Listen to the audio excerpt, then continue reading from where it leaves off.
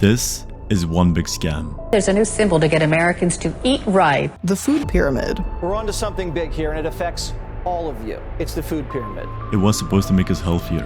The plan was to provide a simple illustration that would make it easy for people to eat more sensibly. But I'm really starting to doubt their motives. Literally, on this chart that I'm about to show you, they deemed that Cheerios and Lucky Charms are actually healthier than eggs and beef. From countless promising headlines claiming better health to the unending approval of so-called experts, what could possibly be hidden behind this? The standard American diet was nothing more than the solution to a business problem. We are literally living in a reality that has been crafted for us and designed for us by companies who are looking to generate profit. A seemingly unharmful graph couldn't possibly affect people in a bad way. I mean, the expert said it, so it must be true.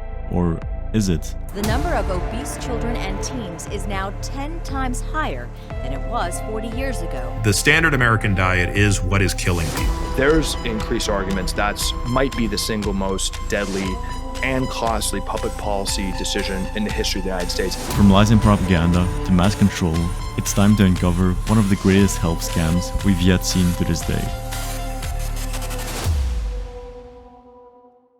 This whole lie began at this precise moment. It was time for new food guidelines, since obesity had been rising in America. For this, they hired food experts, with one of them being Louise Light, who would become a real problem for them. She wasn't bought out and actually cared.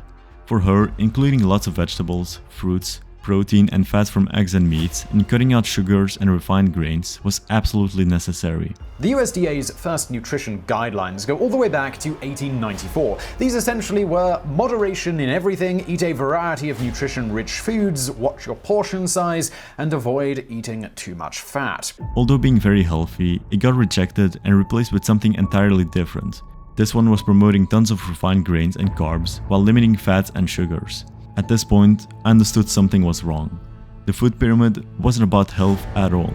It was a bid that the highest payer won. Correct. You may also notice that the original American pyramid suggests 6 to 11 servings of bread, cereal, rice, and pasta per day. According to the leader of a group of nutritionists who developed the initial version of that food pyramid for the United States, Louise Light, this was due to interference from food industry giants as well. Light went so far as to state that the pyramids the nutritionists created ultimately got, to quote her, sold to the highest bidder. She goes on to state, "When our version of the food guide came back to us revised, we were shocked to find that it was vastly different from the one we had developed. As I later discovered, the wholesale changes made to the guide by the Office of the Secretary of Agriculture were calculated to win the acceptance of the food industry."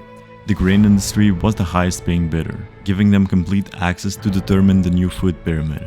The one that eventually got published looked like this: 6 to 11 servings of grains, bread and cereals, and minimize everything else, especially things like fats and sugar. From that point, it's very clear who really is behind this. More so, they had the perfect excuse for this. Obesity and heart-related diseases became much more frequent. The average American now carries 23 extra pounds. Heart disease and stroke will claim the lives of 460,000 American women. Diabetes. Life-threatening diabetes. Their simple way of thinking was that heart attacks happened because cholesterol-containing plaques blocked the arteries. Cholesterol could be found in fats, so they assumed fats are bad and carbs are good, except it isn't that simple.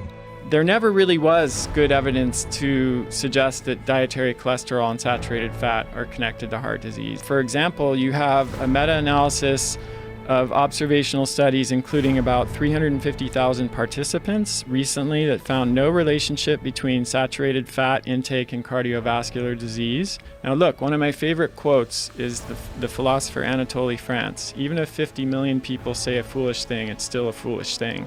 That way, they were able to make it look like it was for the good of the people while making billions from it. The pyramid was made to demonize sugar and fats that may come from meat and eggs and promote carbs, mainly coming from cereal, bread, and grains, and the masses blindly followed. There was no questioning since it came from the experts. Yet, since the introduction of the food pyramid, obesity rates have been spiking and health issues followed as a result. America became unhealthier than ever, even with the promise of better health, and believe it or not, lies like these happen much more often than you may think. Many studies have been manipulated to promote certain products or supplements to make a certain company look better than other ones, while the study itself has been paid for by the promoted company itself. A good example of this was the rise of SARMs. Companies were writing fake studies to make their form of PED look healthy with no risk, while it happened to be the complete opposite and destroyed the health of tens of thousands of teenagers and young adults. If you try to do research on SARMs, here's how these internet marketers are. They'll write blogs and articles pretending to be scientific reviews of the SARMs, but in reality what they're doing is they're trying to populate the first page of Google. So it leads to a question where one might ask, what would be considered a healthy diet? And while I'm in no way a nutritional expert, I believe this to be a right approach. Before the official food pyramid was released, we had Louise, who had a completely different and unbiased pyramid of her own, which looked a lot more correct. She had the idea to prioritize vegetables, fruits, healthy fats coming from meat and eggs, and minimize or cut out anything processed, which included everything from grains and cereals to sugar. And this made me think of something. With the vast amount of different diets out there, the one that made the most sense wasn't veganism or even Atkins, but the paleo diet. This diet has the idea to replicate our primal ancestors' diet and isn't something unpopular. It's all about fresh, natural, whole foods. That's right, and I think most people kind of get that that's what we should be eating. Used by popular media personality Jack Osborne or worldwide known actress Megan Fox. I'm really crazy about having an organic, clean diet and all of those things. I have no cheat days anyway, so there wasn't anything to like dial in. I don't drink coffee, I don't smoke, I have no vices. With this aside, people reported lower blood sugar, improved insulin levels, and numerous other benefits associated with going on a paleo diet. This isn't to say that carbs are intrinsically bad for you, but eating 6 to 11 servings a day will probably not be the best thing for you, especially if those are processed. Eating rice, for example, will be a much better option than Lucky Charms. Now, will a paleo diet solve our obesity problems? Well, to some extent. If everyone decided to switch from McDonald's to paleo, there would be a significant change. But realistically, this isn't possible. You must always remember, the best diet that there isn't the paleo diet or any other new fancy diet you saw circulating online, but is the one you can stick to for a lifetime. The best diet is the diet that works for you, that you can stick to over a long period of time consistently based on your goals. So for example, if you want to gain muscle mass, you may want to be in a bit more of a surplus. So you got to find the foods and adjust to what works for you. Whereas if you're trying to lose weight, find the foods that make you feel more full so you won't be hungry throughout the day. As long as it focuses on the main food groups Louise describes to be good, with occasional treats on the side, anything you can stick to year after year will be a good diet.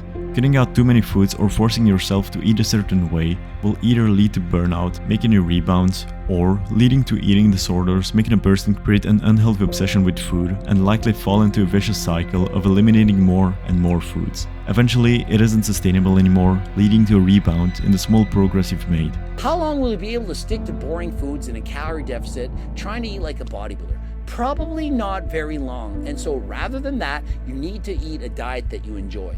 And I don't care which one it is, whether it's paleo, OMAD, every other day, fasting, intermittent fasting, carnivore, whatever.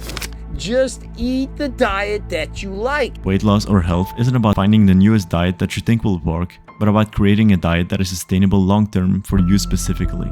Regardless of what headlines seem to tell, a new diet isn't the answer to all your dieting problems, but simply a new short motivation boost that will give you the energy to diet for a week, but leaves you in the same place you started in, which is with the same unhealthy habits and your old weight. The point is, food guidelines aren't always what they claim to be, and to eat healthy is just a matter of sticking to the basics and occasionally looking back at old ways of eating. The only real way to determine if something is healthy for you or not is to try foods out and see which ones seem to have a positive and negative impact on you. Through blood tests and other medical help, it becomes easier and easier to know what foods you consume have a net positive on your life and which have a net negative on your life.